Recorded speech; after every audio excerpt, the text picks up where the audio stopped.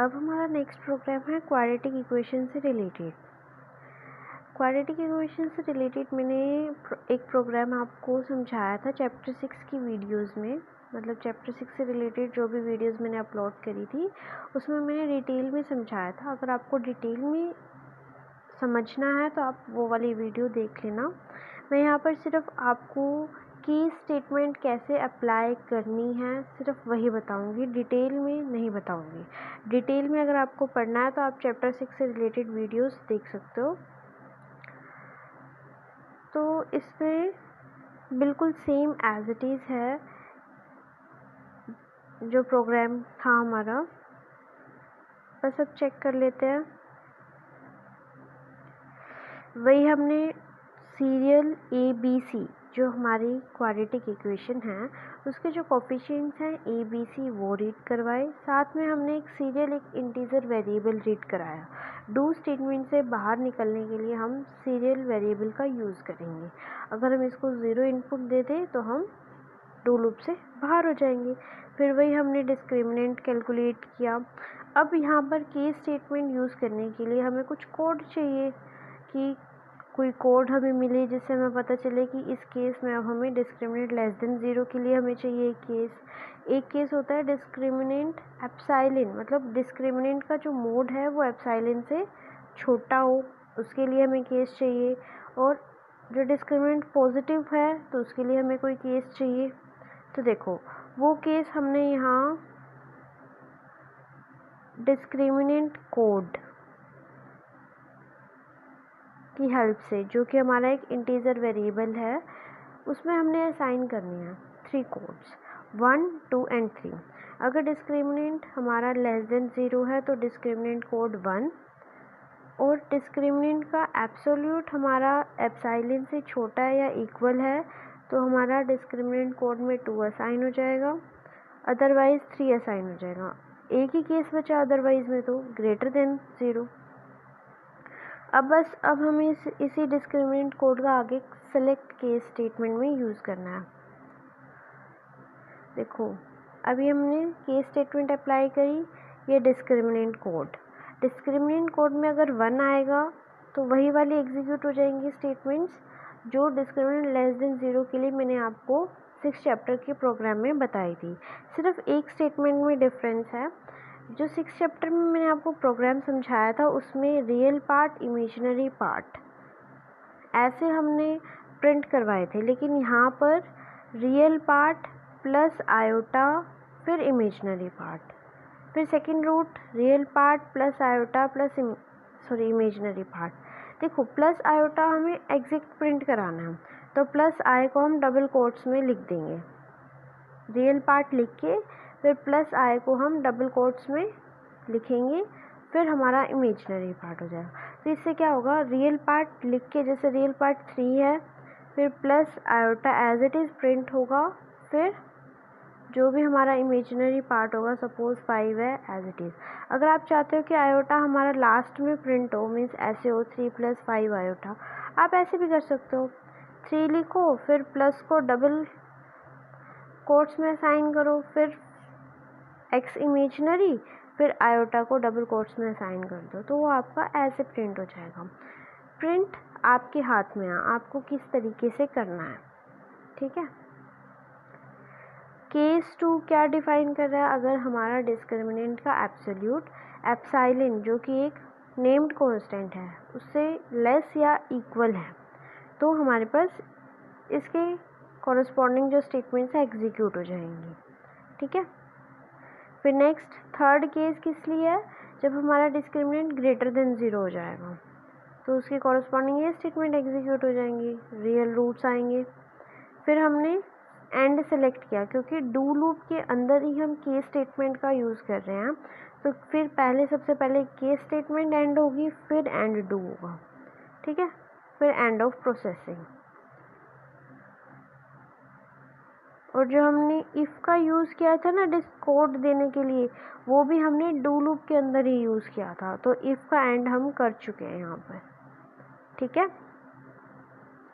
तो बिल्कुल इजी सा है ये एग्जाम्पल प्रोग्राम 6 चैप्टर में मैंने अच्छे से इसके बारे में डिस्कस किया है, शायद 6th में या 7th में, मुझे अच्छे से ध्यान नहीं है, तो आप एक बार कंफर्म ज़रूर कर लेना।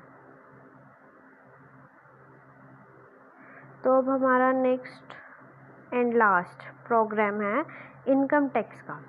इनकम टैक्स से रिलेटेड भी मैंने अच्छे से एक प्रोग्राम कराया था, शायद 6 चैप्टर में ही था वो भी, तो उसको भी मैंने अच्छे से एक्सप्लेन किया था। वहाँ पर कंडीशंस अलग थी, यहाँ पर कंडीशन अलग हैं, लेकिन जो कैलकुलेशन है वो बिल्कुल सेम ही है। मतलब जो लॉजिक उसके अंदर यूज़ होगा वही लॉजिक इसके अंदर यूज़ होगा। यहाँ सिर्फ जो हम सेलेक्ट केस का यूज़ करेंगे, सेलेक्ट केस में जो इस कोड का हम यूज़ करेंगे, वो कोड हम कैसे निकाल रहे हैं बस वो आपको ध्यान देना, मेन चीज़ वही है। तो इसमें कंडीशन क्या है, अगर हमारी अमाउंट मतलब जो इनकम है 10,000 से कम है तो कोई टैक्स नहीं है, ठीक है। अगर हमारी अमाउंट 10,000 से ज़्यादा है और 19,999 के बीच में है तो 10% हमारा टैक्स लगेगा। ऐसे ही अगर 20,000 से ज़्यादा है और 29,999 के बीच में है तो हमारा 15% टैक्स लगेगा, 15, ठीक है। और अगर 30,000 से ज़्यादा है और 49,999, यहाँ देखो थोड़ा डिफरेंस है, क्या सिमिट्री थी, 10 से 19 तो 20 से 29, तो 30 से 39 पे आना चाहिए था, लेकिन यहाँ 30 से 49 पे आया है सीधा, ठीक है। तो यहाँ हमारा 20% टैक्स है। और 50,000 या 50,000 से ज़्यादा के लिए हमारा 25% टैक्स है। आपकी बुक में अच्छे से टेबल में गिवन है, तो आप वहाँ से भी चेक कर सकते हो, ठीक है।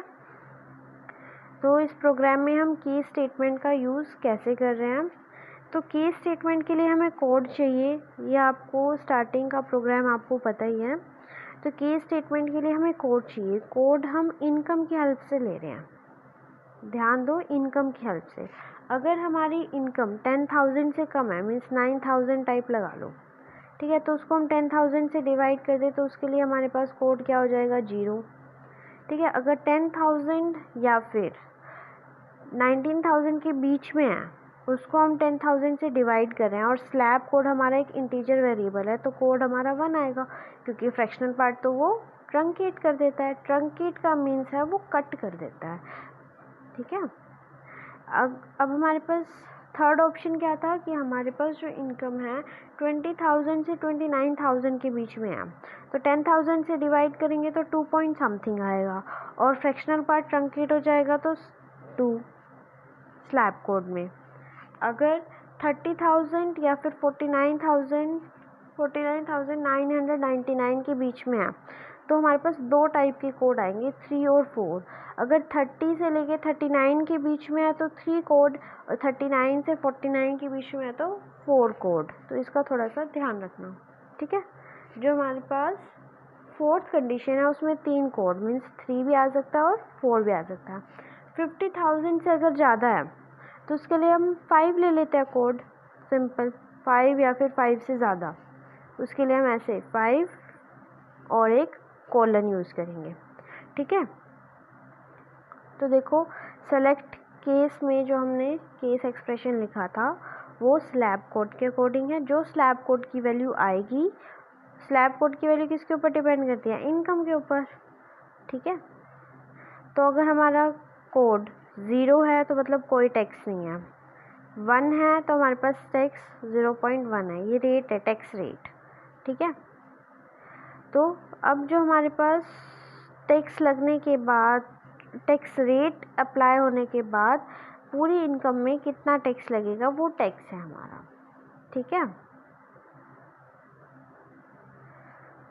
तो 2 आएगा तो हमारे पास 15% टैक्स था, मतलब टैक्स रेट 15% था, उसे हम 0.15 भी बोल सकते हैं। तो टैक्स रेट 15% अप्लाई होने के बाद इनकम पे लगने के बाद हमें कितना टैक्स पे करना है वो टैक्स है हमारा, ठीक है। 3-4 केस हमारे पास फोर्थ कंडीशन थी ना, 30,000 से लेके 49,999, उसमें हमारा 20% टैक्स लगना था, मीन्स 0.2 टैक्स रेट, ठीक है। और नेक्स्ट हमारे पास लास्ट क्या था, 50,000 या 50,000 से ज़्यादा। 50 और 59 के बीच में देखा जाए तो हमारे पास कोड आता है 5, फिर 60 से 69 में देखेंगे तो 6, मतलब 5 या 5 से ज़्यादा के लिए हमारे पास 25% टैक्स है। तो यहाँ पर हमने 5 और फिर एक कॉलन लिखा है। इसको मैंने अच्छे से एक्सप्लेन किया था केस स्टेटमेंट वाली वीडियो के अंदर, तो आप वहाँ पर भी जाके देख सकते हो, ठीक है। फिर उसके बाद एंड सेलेक्ट, क्योंकि सबसे पहले डू लूप यूज़ करी मैंने, डू लूप के अंदर ही मैंने केस स्टेटमेंट का यूज़ किया, तो सबसे पहले केस स्टेटमेंट एंड होगी, फिर डू लूप का एंड होगा, फिर मैंने लास्ट में प्रिंट करा दिया एंड ऑफ प्रोसेसिंग। जब हम डू लूप से बाहर आ जाएंगे, हमारा सारा काम कंप्लीट हो जाएगा, सारी प्रोसेस, सारी कैलकुलेशंस कंप्लीट हो जाएंगी, जो प्रिंट कराना होगा वो प्रिंट हो जाएगा, और फिर हम क्या प्रिंट कर देंगे, एंड ऑफ प्रोसेसिंग, ठीक है। फिर हमारा एंड प्रोग्राम टेक्स्ट कैलकुलेशन, आपका एक चैप्टर यहीं पे कंप्लीट होता है। तो एक चीज़ और बता दूं, कोई ज़रूरी नहीं है कि आपने उसी टाइप से प्रोग्राम बनाना है जिस टाइप से आपकी बुक में गिवन है। आपका जैसा आप चाहते हो कि आपका प्रोग्राम वैसा बने, तो आप उस तरीके से थोड़ा सा एफर्ट लगाओगे तो वो बन जाएगा। कोई ज़रूरी नहीं है कि आपके बुक में जैसे प्रिंट स्टेटमेंट लिखी हुई है आपको एज इट इज़ ही लिखनी है, आप थोड़ा और उससे अच्छे से इम्प्रूव करके भी लिख सकते हो, लेकिन सिंटेक्स का और रूल्स का ध्यान रखना। अपनी मर्जी बोल रही हूँ इसका मतलब ये नहीं है कि सिंटेक्स और रूल्स का ध्यान ही नहीं रखना है, अपने अकॉर्डिंग जो मर्जी आए वो प्रिंट करा लिया, और जो मर्जी आए जैसे मर्जी आए रीड करा लिया। कुछ भी प्रिंट करा सकते हो आप जैसे आपको अपने अकॉर्डिंग चाहिए, लेकिन सिंटेक्स एंड रूल्स का ध्यान रखें, ठीक है। तो आपका ये चैप्टर यहीं